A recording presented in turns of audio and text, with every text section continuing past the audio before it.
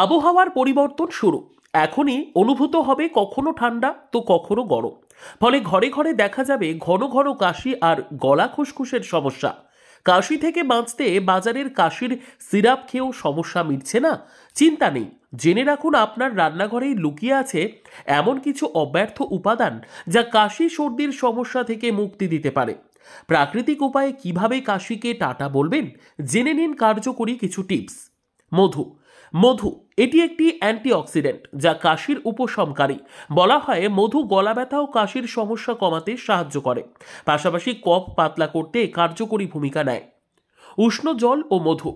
সকালে ঘুম থেকে উঠে 1 গ্লাস উষ্ণ জলের সঙ্গে পরিমাণ মতো মধু মিশিয়ে খালি পেটে পান করতে পারলে সমস্যা অনেকটাই মিটে যাবে। আয়ুর্বেদ মতে এটি গলার অস্বস্তি দূর করে দ্রুত আরাম দেয়। মধু ও লবঙ্গ। আবহাওয়া পরিবর্তনের সময় অল্প আঁচে মধু সামান্য গরম করে তাতে পরিমাণ মতো লবঙ্গ গুঁড়ো মিশিয়ে খেতে পারলে উপকার মিলবে।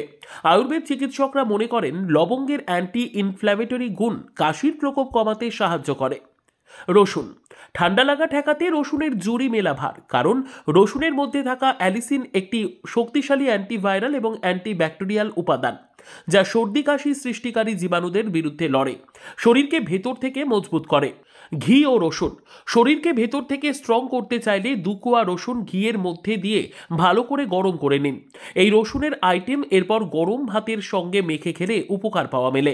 খালি পেটে রসুন। প্রতিদিন সকালে খালি পেটে 1 কোয়া কাঁচা রসুন সেবন করলে সারা বছর শরীরকে সর্দি কাশি দূরে রাখা যায়। যদি দেখেন রসুনের তীব্র গন্ধ সহ্য হচ্ছে না, তবে এটি মধুর সঙ্গে মিশিয়েও খেতে পারেন। এতে করে আরও বেশি পরিমাণ উপকার আরও বেশি মিলবে। আদা। আদা যে কফ ও কাশি কমাতে সাহায্য করে তা প্রায় সকলেই জানেন, কিন্তু সঠিক উপায়ে সেবন করলে দ্রুত উপকার মেলে। কফি ও আদা। ঠান্ডা লাগার হাত থেকে বাঁচতে অনেকেই মনে করেন চায়ের সঙ্গে আদা খেলেই উপকার হয়, কিন্তু বিশেষজ্ঞদের মতে ব্ল্যাক কফির সঙ্গে আদা মিশিয়ে পান করলে কাশির নিরাময় আরও দ্রুত হয়, কারণ এই পানীয়তে প্রাকৃতিক উপাদান মিলেমিশে শ্বাসযন্ত্রকে আরাম দেয়, দ্রুত কাশি নিরাময় হয়। তবে মনে রাখবেন, যদি এই ঘরোয়া টোটকাগুলি ব্যবহার করার পরেও কাশি না কমে বা জ্বর শ্বাসকষ্টের মতো অন্য কোনো উপসর্গ দেখা দেয়, তবে অবশ্যই চিকিৎসকের পরামর্শ নিতে হবে। Bureau report, digital news Bangla.